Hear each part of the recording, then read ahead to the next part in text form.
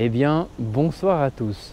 Je pense qu'il n'aura échappé à personne que depuis le 24 février 2022, la Russie a décidé de lancer une opération spéciale dans un pays qui commence par un U et qui termine par Crène.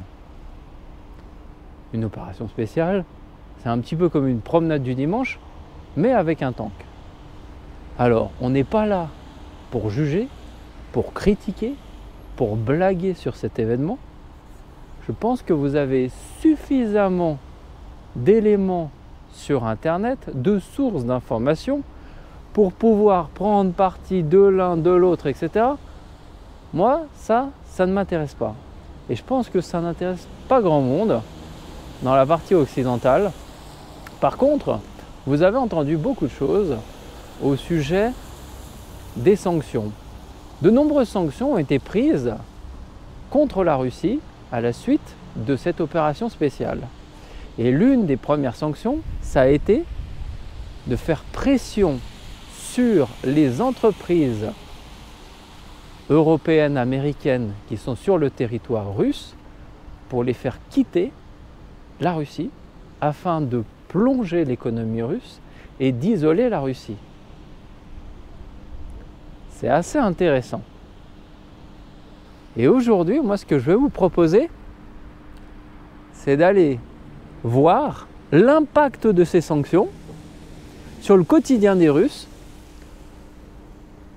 Tout d'abord, on va commencer notre parcours au sein du supermarché Globus. Alors, pour ceux qui font un petit peu des allers-retours en Allemagne, savoir que c'est un magasin allemand.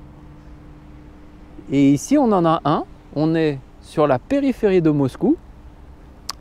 Et on va aller découvrir l'impact de ces sanctions sur le quotidien des Russes. Voir quels sont les produits qui sont partis, quels sont ceux qui sont restés, qu'est-ce qui a été trouvé pour substituer les produits manquants. Et vous allez découvrir qu'on est très loin de ce qui est présenté dans les médias occidentaux. On est très loin d'un isolement économique, on est très loin de déficit, parce que isoler un pays dont le système est capitaliste est assez compliqué.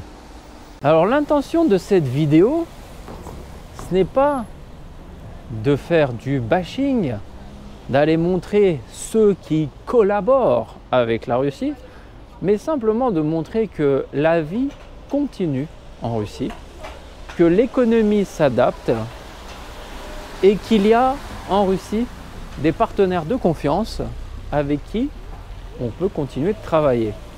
Donc le but, ce n'est pas de rouler les marques dans la boue, de faire de la dénigration, mais simplement essayer de prouver qu'aujourd'hui, il existe différentes variantes en Russie par rapport à ce qui a été dit dans les médias internationaux.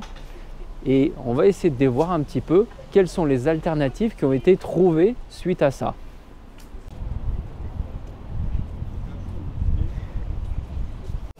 Alors, première expérience dans ce supermarché de la marque Globus qui est en périphérie donc de Moscou.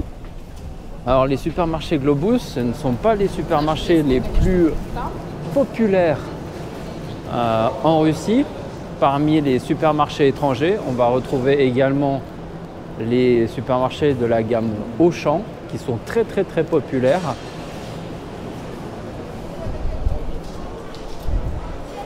Donc ici, en voilà un. Alors celui-là, il a été ouvert très récemment puisqu'il a été ouvert en 2019-2020, juste un petit peu avant le Covid. Donc là, on a une partie restauration. Et là, on va rentrer en fait sur la partie ici qui est beaucoup plus voilà, sur la partie achat de produits et donc avec une petite galerie marchande. On vient tout juste de rentrer dans le supermarché et là, on voit tout de suite une marque que tout le monde connaît bien. Donc sachez qu'en Russie, c'est toujours possible de se procurer des pâtes de la marque Baril là. Voilà. Alors est-ce qu'il s'agit d'un produit importé? On peut le voir normalement assez rapidement sur le lieu de fabrication et on voit ici écrit que c'est Barilla Rousse. Voilà. Donc c'est quelque chose qui a été importé d'Italie et importé par la société Barilla Rousse. Donc des pâtes italiennes présentes dès l'entrée du supermarché. On continue toujours sur l'entrée.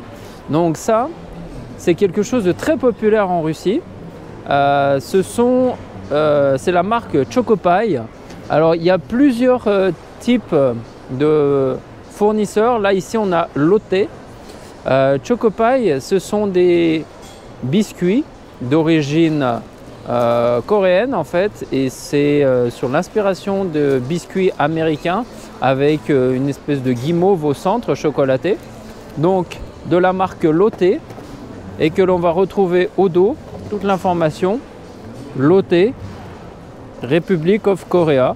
Donc produit absolument importé, produit étranger présent en Russie.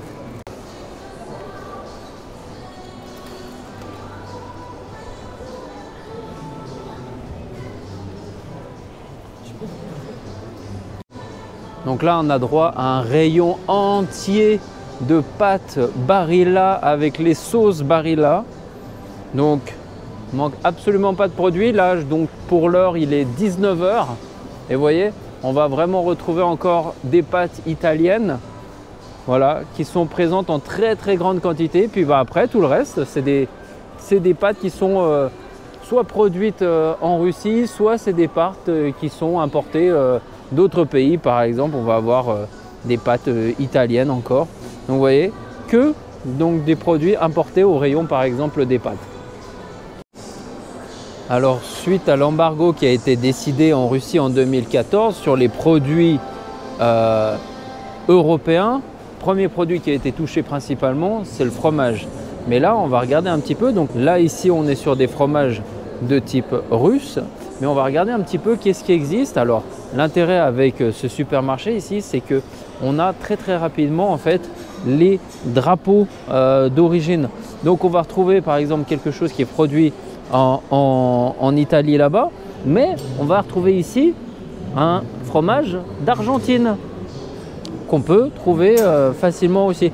Donc on a pas mal de fromages russes, des fromages russes ici. Donc les Russes sont vraiment très adaptés, et là on va rajouter à chaque fois le petit mot tiens, une marque qu'on connaît bien, voilà, qui est produite en Russie, mais voilà, fromage français mais produit en Russie, qu'on va retrouver l'équivalent, un brie. Donc on a pas mal donc des fromages russes, et là qu'est-ce qu'on va retrouver? On va trouver quelque chose qui permet d'accompagner le fromage qui est d'origine italienne. Un pays qui n'a pas du tout été sanctionné par la Russie, la Suisse. Donc les fromages suisses, du gruyère suisse, on va trouver beaucoup de gruyère suisse en vente ici également dans ce fromage, voilà, avec même une tête de moine à la vente. Donc on a pas mal de produits qui sont d'origine suisse et qu'on va retrouver parmi les fromages russes. Voilà, on continue un petit peu. Donc là toujours pareil, fromage russe, fromage brésilien, fromage argentin. Voilà, un parmesan d'Argentine, ça fait un peu bizarre, on a l'habitude d'entendre ça d'Italie, mais on va retrouver ça. Et là on continue avec des fromages suisses et des fromages argentins. Alors on a des fromages biélorusses, beaucoup de fromages russes, de fromages biélorusses qui sont ici présentés. Donc tout ça c'est des fromages qui ont été développés depuis le début de l'embargo qui a été mis en place en 2014. Donc vous voyez, ça ne manque pas de fromage. Alors je ne peux pas vous dire que le goût est formidable, mais si on veut prendre au niveau des fromages suisses ou des fromages argentins, c'est de très bonne qualité. Et le fromage russe, effectivement, en termes de saveur, est quand même beaucoup plus inférieur que ce qu'on va retrouver dans les fromages français. Mais par contre, la qualité s'améliore nettement et les gammes de fromage augmentent beaucoup. Et la qualité, franchement, est de mieux en mieux. Et on trouve vraiment un grand assorti, ce qui n'existait pas à l'origine.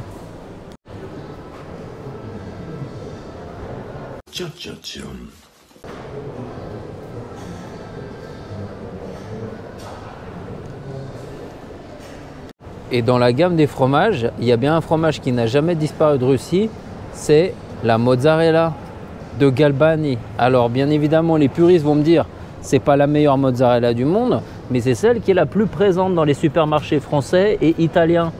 Et on l'a aussi ici en Russie, parce que Galbani est présent en Russie et donc a des activités de production en Russie. Donc cette marque européenne est là en Russie depuis le début et continue encore à l'heure d'aujourd'hui. On a entendu également récemment le départ d'une marque française très connue qui s'appelle Danone. Alors ici, vous avez tous les produits Danone de la gamme Activia. Voilà. Donc ils sont encore en rayon parce qu'ils sont en train de terminer les stocks. Mais ce n'est pas parce que Danone part qu'il n'y a pas d'équivalent. Regardez plutôt tout ce qu'il y a en face. Et là, par exemple, on va prendre une marque qui est assez connue en Russie, qui est apparue récemment, la marque qui s'appelle Epica. Et donc, vous voyez, les alternatives à Danone ne manquent pas en Russie. Donc, on a encore de l'Actimel qui est là, qui est de produits de Danone, mais on a derrière d'autres marques, Immunel, qui existent déjà depuis longues années et qui vont continuer le business et prendre les parts de marché que Danone laisse en Russie. Voilà, on va avoir ici encore les produits de gamme Danone qui sont présents, les Activia, et puis là, toutes les gammes de produits russes qui sont développées déjà depuis de longues années et qui permettent un petit peu de compenser justement le départ de Danone. Vous connaissez tous la marque Kinder, partie du groupe Ferrero si je ne me trompe pas. Voilà, donc des Kinder Pingui, donc à la coco, à la fraise. Voilà. Donc ici, voilà, Kinder Maxi King, juste au-dessus Milka, Oreo. Voilà, donc toutes ces marques internationales sont également présentes au rayon des desserts. Et là, on va avoir l'équivalent au Kinder, mais plutôt russe et sous une autre forme au niveau du goût. Alexandrov, qui est très populaire et qui fonctionne très bien. Donc, encore une fois, des marques étrangères sont présentes en Russie et continuent, puisque il y a une demande et elles ne prennent pas une position politique. Alors dans le rayon des crèmes fraîches,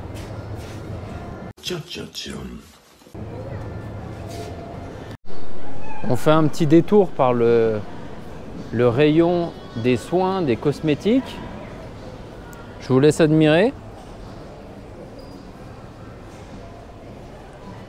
Nivea, Axe, Nivea. Là, on a toutes les mousses à raser, on va trouver Gillette, Nivea.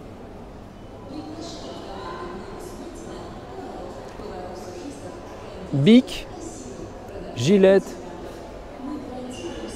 Pour la partie un peu plus féminine, voilà, même au niveau des déodorants, on va avoir du Nivea, du Rexona.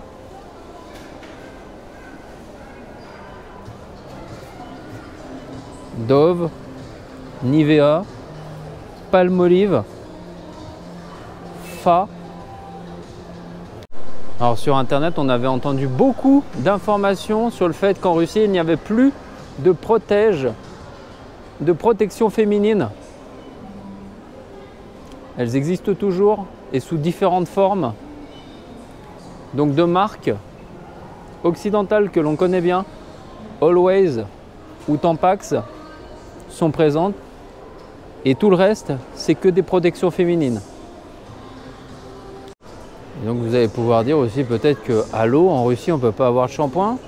Eh bien, ça ne nous manque pas. Voilà, on a du L'Oréal, du Pantene. On a d'autres marques qui sont peut-être pas présentes en France, mais Head & Shoulders est là aussi. Fructis de Garnier est également présent. Et que dire quand on arrive au rayon des cuisines? La cuisine, bah voilà, tout ce qui est instruments de cuisine, tous les ustensiles, et ben on a Tefal avec Made in France.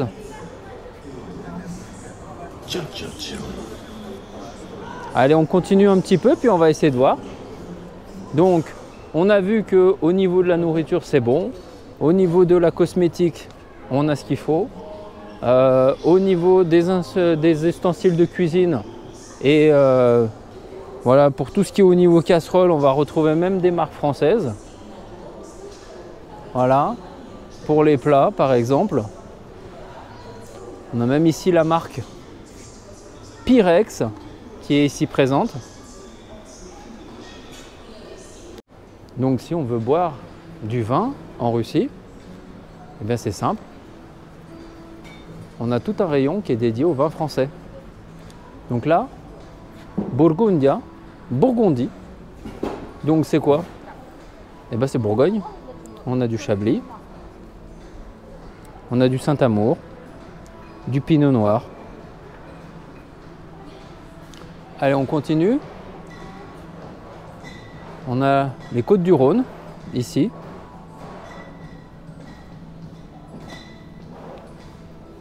On a les régions d'Alsace, Côtes-du-Rhône, de Bordeaux, on peut le voir, au Médoc,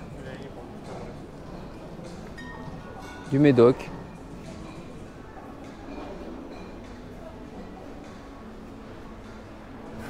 Donc voilà ce qu'on a en termes de vin français. Alors après, on a de l'italien, de l'Espagne, on a énormément de vins italiens, vous voyez. Du vin aussi du Portugal, de Géorgie. Alors une chose aussi qui est assez important en Russie, c'est tout ce qui est au niveau des bières. Alors il y a vraiment énormément de bières en Russie. Les gens consomment énormément de bière ici. Et on a beaucoup de choix en bière locale. Mais si on veut des bières étrangères, eh bien c'est pas compliqué. On a également le choix au Garden, Budweiser. Là, on a pas mal de bières qui sont russes que je vois au premier regard. Mais là, si on arrive en tête de gondole, on va trouver de la bière Lef, Stella Artois, 1664. Donc au niveau boissons alcoolisées, on n'a pas de problème. Maintenant, on va aller se diriger du côté des boissons non alcoolisées.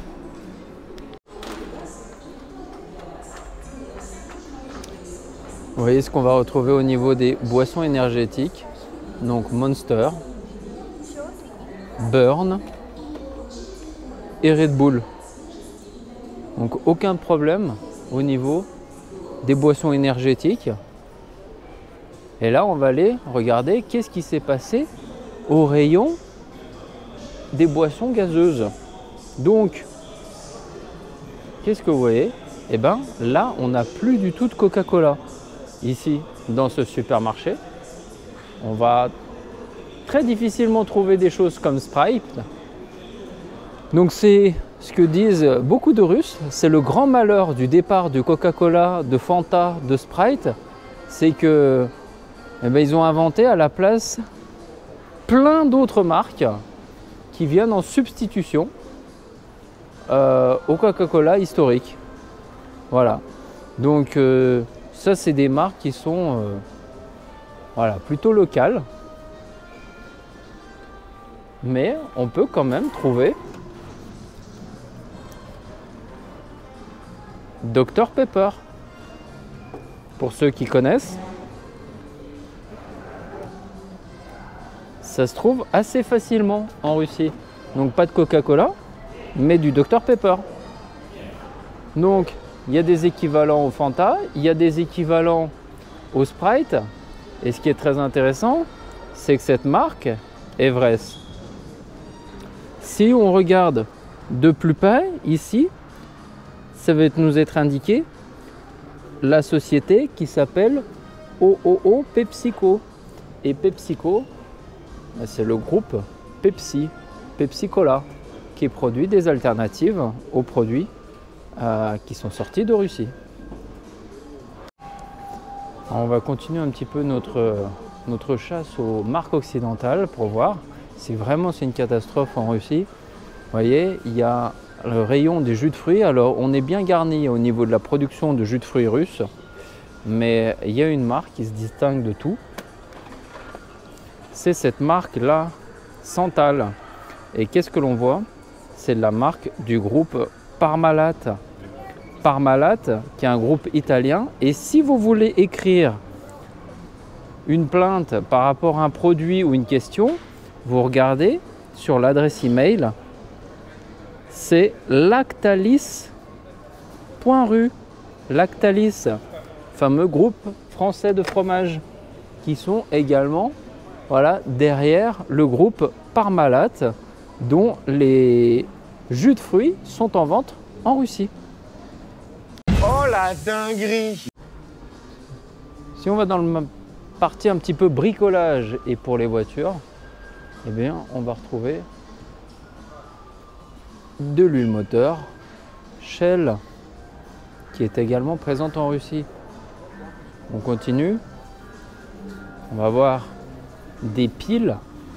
Donc on a énormément de piles de marques différentes en Russie, mais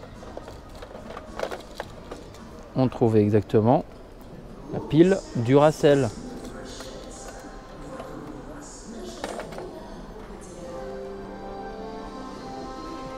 Et il y en a plein, hein. Duracell, Varta.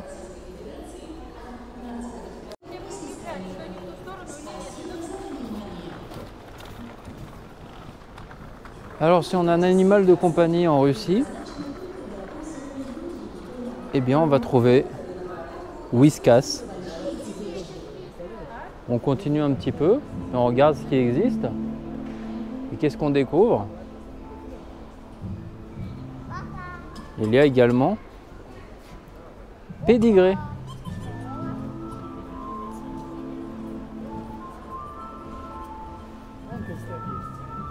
Encore Pédigré. Pédigré qui fait partie du groupe Mars.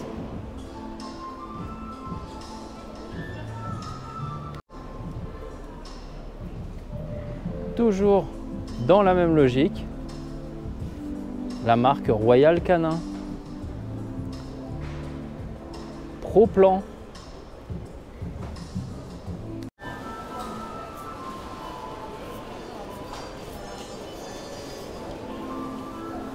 Donc je ne vais pas vous faire tout le supermarché, vous avez bien compris. Donc ça ne manque pas de produits, et notamment de produits européens. Alors vous allez me dire, oui mais tu es allé dans un supermarché étranger, tu es allé dans un supermarché allemand. Si je vais chez Auchan, c'est exactement la même chose. Alors on va essayer cette fois d'aller dans un supermarché russe et voir un petit peu si on trouve dans un supermarché russe des produits européens.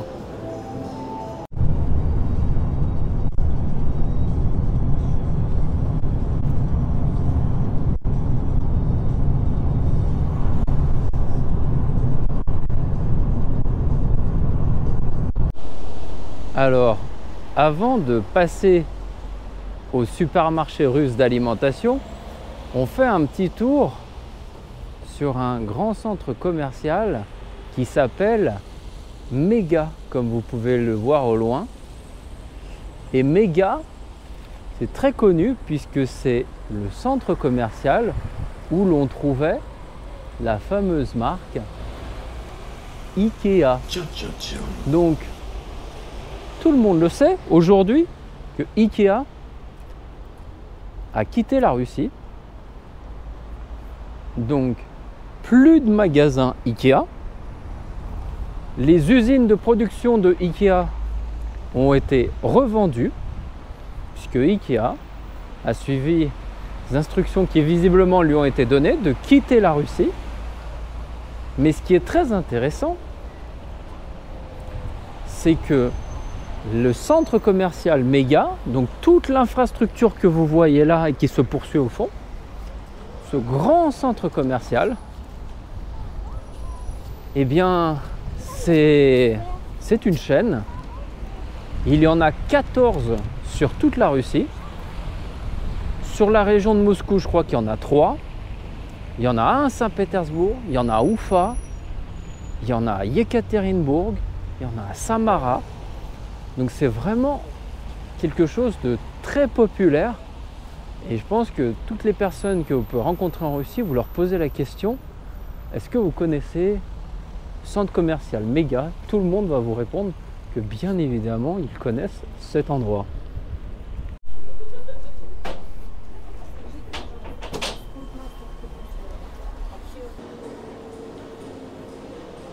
Donc on va retrouver à l'entrée une marque française, l'Occitane. Nespresso qui est fermé.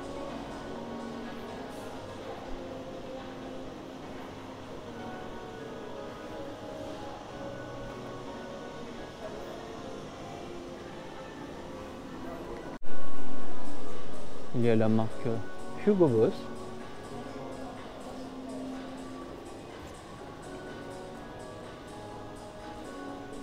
Uniqlo, c'est fermé.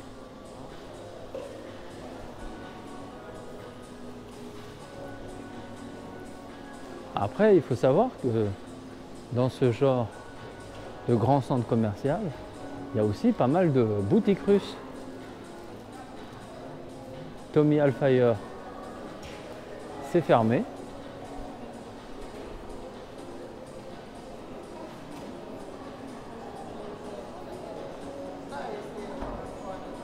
Stockmann, c'est ouvert. Alors, Stockmann, c'est un peu comme de la dégriffe.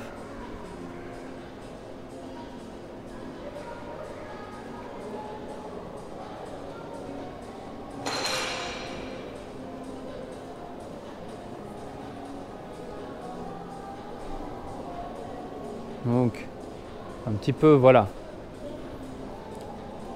des produits vendus avec des réductions. Restore, un magasin d'électronique russe qui est ouvert.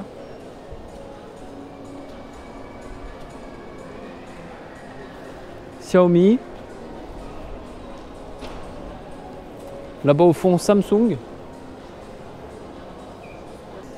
Terra Nova. Reserved. Je pense que ça va vous donner une petite impression déjà que dans les centres commerciaux russes, ce ne sont pas des centres commerciaux fantômes avec des centaines de boutiques fermées de manière majoritaire. Voilà, Bershka. Bershka est fermé. Donc on quittait la Russie. Stradivarius a quitté la Russie. Une autre petite boutique. Donc là on voit, là on sent bien quelles sont les marques qui ont quitté. Donc Pull&Bear. Alors Zara, c'est pas pour pas longtemps, puisque Zara, l'exploitation de Zara a été rachetée par un Libanais qui va créer une marque équivalente à Zara qui s'appelle Novaya Moda, qui va reprendre toutes les collections Zara. Donc ça va réouvrir. Pandora est ouvert. De la lingerie italienne. Bon, une société russe de vente de vin. Sephora, qui avait dit qu'il devait partir de Russie. Tiens. Mac, qui sont partis. Love Republic, qui est encore ici. Armani. Benetton. mango. Et on peut faire vraiment le tour entier donc de ce grand centre commercial et s'apercevoir que en fait les marques qui ont quitté la Russie sont très minoritaires. Alors là ici on a une situation assez intéressante. Hobby qui est un peu comme un monsieur bricolage allemand ou un Castorama allemand qui avait dit quitter la Russie, fermer ses magasins, tous les magasins étaient fermés, ils avaient décidé de quitter la Russie, puis finalement, eh ben, ils sont ouverts et ils continuent leur activité. Alors pour les amateurs de sucreries et de glace, Baskin Robbins continue à travailler en Russie. Toujours dans la lingerie, Incanto ou encore Etam. Donc vous l'aurez compris, et effectivement au niveau du monde ici, on ne peut pas dire que c'est trop chargé. Il est presque 8 heures. Donc la grosse partie de la clientèle est déjà venue, 8 heures du soir. Mais vous pouvez voir que les centres commerciaux russes ne sont pas des grands déserts qui ont été abandonnés par les marques étrangères. Il y a des marques locales et puis il y a des marques étrangères qui continuent à travailler. Donc certaines boutiques sont fermées, mais elles restent quand même assez minoritaires. Allez, une petite dernière chose avant de partir. Et également le groupe Auchan que l'on va retrouver ici, actif dans ce supermarché. Alors, ce qui est aussi très intéressant, comme je l'avais dit en introduction, c'est que les centres commerciaux méga, qui sont très populaires dans toute la Russie, sont la propriété du groupe Ikea. Ikea qui a dit avoir quitté la Russie. Mais c'est beaucoup plus facile de fermer un magasin qui vend des meubles en kit que de vendre des centres commerciaux gigantesques comme celui-ci avec des centaines de marques à l'intérieur. C'est un investissement de plus de 100 milliards de roubles qui a été fait dans toute la Russie. Il y en a 14, comme j'ai dit en introduction. Et l'activité immobilière est beaucoup plus rentable que l'activité de vente de meubles. Et c'est pour ça que Ikea n'a pas du tout cédé les murs des magasins méga. Oh la dinguerie! Alors là, ce que vous voyez derrière moi, ici, c'est le magasin Perikryostok. Alors, Perikryostok, c'est un magasin russe, typiquement russe. Le nom en russe veut dire carrefour. On se demande bien à qui ils ont pris cette idée. Et on va voir si dans ce magasin, on va retrouver des produits européens et on va voir si les sanctions sont aussi effectives qu'ils le disent, avec des marques qui auraient disparu des magasins russes.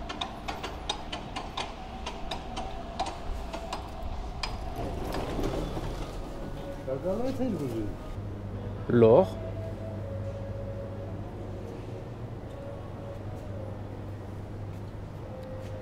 Lavazza. Je pense que c'est même pas la peine ici de commenter. C'est exactement la même situation que dans le grand supermarché Globus. Tiens, au niveau des chocolats, Raffaello, Ferrero Rocher, Milka, Ritter Sport, chocolat allemand. Et qu'est-ce qu'on voit ici? Milka. Milka.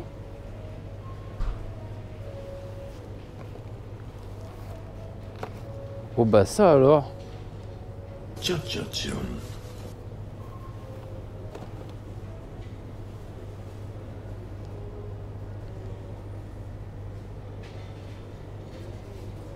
Extrait de Kellogg's.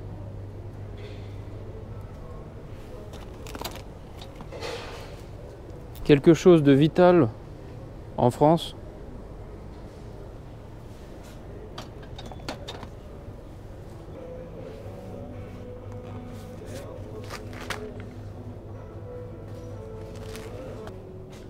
On se passe de tout commentaire. Qui veut de la moutarde française Heinz? De l'huile d'olive italienne, des chips Lay's, du martini. Donc vraiment c'est pas un parcours hein, qui a été fait à l'avance, c'est totalement improvisé pour vous montrer que on ne manque pas de produits ici en Russie et surtout pas de produits étrangers. Quand je parle étrangers, c'est des produits européens, américains ou de la lessive. Et puis j'ai aussi entendu dire qu'en Russie, il n'y a plus de papier toilette. Papier de toilette de marque polonaise qui est produit sur le territoire russe. Ou encore des couches. Donc comme on a pu le voir, chez le Carrefour russe, eh bien, il y a tout ce qu'il faut en produits européens. Alors, ça, bien évidemment, on vient de voir deux grandes enseignes. On a vu Globus, on vient de voir le Carrefour russe, donc c'est logique que dans ces magasins, on va retrouver des produits internationaux. Mais là, on va aller dans des petits commerces de proximité. Et petits commerces de proximité en Russie ne sont pas la propriété de grands groupes. Donc on va découvrir dans les petits commerces de proximité si il y a des produits européens ou des produits dits sanctionnés. Ici, petit commerce de proximité, Lime. On va essayer de voir un petit peu si on a aussi des produits européens ou américains soi-disant sanctionnés.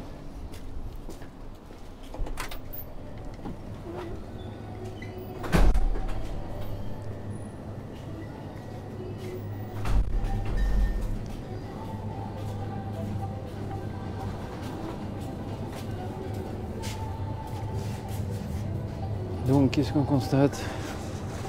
On a du Fanta, on a du Coca, il y a du Coca-Cola, il y a du Sprite. Voilà, on va retrouver aussi du Fanta encore ici et du Sprite.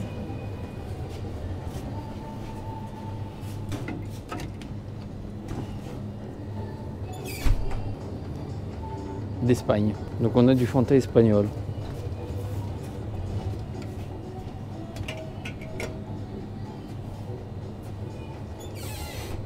Fanta espagnol, on va regarder, voilà. Ici on a un Coca-Cola vanille, qui est un Coca-Cola vanille de Russie, donc c'est un ancien stock.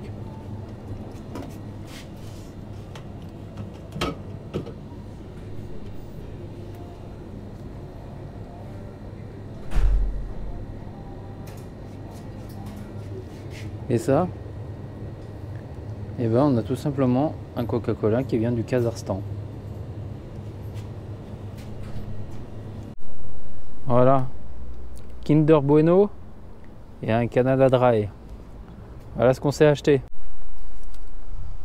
Donc voilà, cette petite vidéo se termine là. Alors j'en conviens, c'est un peu moins intéressant que de présenter Saint-Pétersbourg ou une petite ville de région russe, mais l'avantage c'est que ça vous apporte un peu plus ici d'informations concernant le quotidien en Russie et d'éclairer certaines vérités et surtout de ne pas tomber dans les clichés et dans le mensonge. Спасибо вам за ваше внимание. Merci de votre attention.